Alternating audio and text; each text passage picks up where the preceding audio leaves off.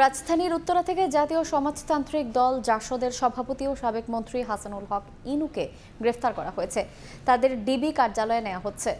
আওয়ামী লীগ নেতৃত্বাধীন 14 দলীয় জোটের গুরুত্বপূর্ণ নেতা ইনু। এর আগে গত 22 আগস্ট জোটটির আরেক নেতা বাংলাদেশের ওয়ার্কার্স পার্টির সভাপতি রাশেদ খান মেননও গ্রেফতার হন। ইনু মেননের নামে হত্যা মামলা হয়েছে। আন্তর্জাতিক অপরাধ ট্রাইব্যুনালেও সাবেক প্রধানমন্ত্রী শেখ হাসিনা ও তার মন্ত্রিসভা সদস্যদের নামে গণহত্যার অভিযোগ করা হয়েছে। এদিকে আদাবর থানার হত্যা মামলায় আওয়ামী লীগ নেতা আব্দুস সোবহান গোলাপ ও সাংবাদিক দম্পতি ফারজানা রূপা ও শাকিল আহমেদকে আদালতে তোলা হবে আজ।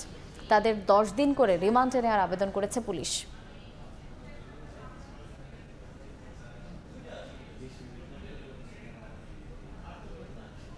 এই মুহূর্তে সিএমএম আদালতে আছেন সহকর্মী সাদিকুর রহমান, সরাসরি যাচ্ছে তার কাছে।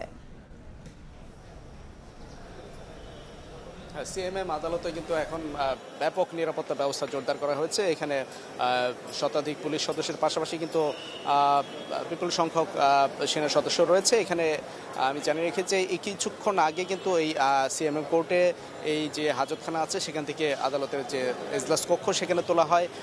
71 টিভির যিনি সাবেক হেড অফ নিউজ ছিলেন শাকিল আহমেদ এবং ফারজানা রূপা যিনি প্রিন্সিপাল করেসপন্ডেন্ট, এই দুইজনকে তোলা হয় আসলে একটি হত্যা মামলায়। আদাবর থানায় যে মামলাটা দায়ের করা হয়েছিল সেই মামলাটিতে একজন পোশাক শ্রমিকের মৃত্যু হয়েছিল, যেটা সংঘর্ষে বৈষম্য বিরোধী ছাত্রদের আন্দোলন চলাকালীন সময় যে পুলিশের সাথে যে সংঘর্ষ হয় তখন একজন পোশাক শ্রমিক মারা যায় গুলিবিদ্ধ হয়ে। সেই মামলায় তাদেরকে 10 দিনের রিমান্ডের আবেদন করা হয়েছে এবং সেই বিষয়ে কিন্তু শুনানি হচ্ছে দুই পক্ষের।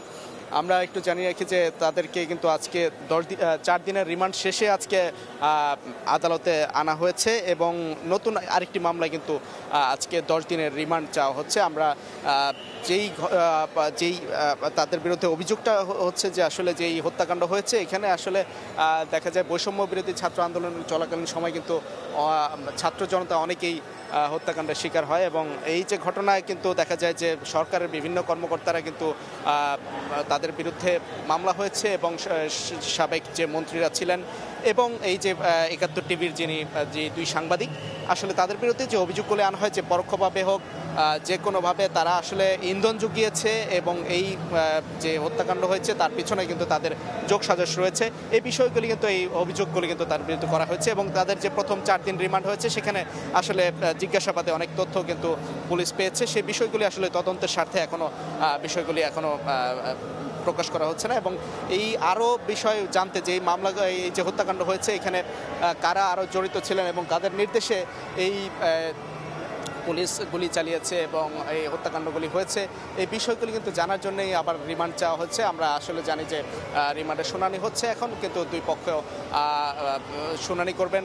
রাষ্ট্রপক্ষ আসলে রিমান্ডের পক্ষে যুক্তি দাঁড় করাবেন এবং যারা আসামির পক্ষে আছে তারা জামিনের আবেদন করবেন এবং সেই পক্ষে শুনানি করবেন এবং পাশাপাশি রিমান্ড বাতিল চাইবেন। আমরা দেখছি যে আসলে উৎসুক জনতা কিন্তু এই আদালতকে ঘিরে ছিল, তাদেরকে সরিয়ে দেওয়া হয়েছে কিছুক্ষণ আগে এবং আইনশৃঙ্খলা রক্ষা বাহিনীর কিন্তু বিপুল সংখ্যক সদস্য এখানে মোতায়েন করে কিন্তু আদালতের নিরাপত্তা ব্যবস্থা করা হয়েছে। কারণ আসলে এই গত কিছুদিন ধরেই কিন্তু দেখা যায় যে আসলে এই গুরুত্বপূর্ণ এই মামলাগুলিতে সরকারের বিভিন্ন পর্যায়ের সাবেক যে আওয়ামী সরকারের বিভিন্ন মন্ত্রীরাদেরকে কিন্তু তোলা হয়েছে, তখন কিন্তু দেখা যায় যে ডিম ছুঁড়ে তাদের প্রতি ক্ষোভ জানানো হয়েছে। সেই বিষয়গুলি কিন্তু নজরে আসার পরে এই নিরাপত্তা ব্যবস্থা জোরদার করা হয়েছে এবং এখন যে আসামিদেরকে তোলা হচ্ছে তাদেরকে সাধারণত সন্ধ্যার পরে তোলে, কিন্তু আজকে যেহেতু কোর্ট বন্ধ যার ফলে কিন্তু আজকে এই দিনের বেলায় কিন্তু আদালতে তোলা হয়েছে এবং আমরা আসলে শুনানির পর আদেশ হলে আমরা পরবর্তীতে আবার জানাতে পারবো যে কতদিনের রিমান্ড মঞ্জুর হয়েছে বা জামিন হয়েছে কিনা, এই বিষয়টা আবার পরবর্তীতে জানাতে পারবো। এই ছিল এখান থেকে সবশেষ তথ্য।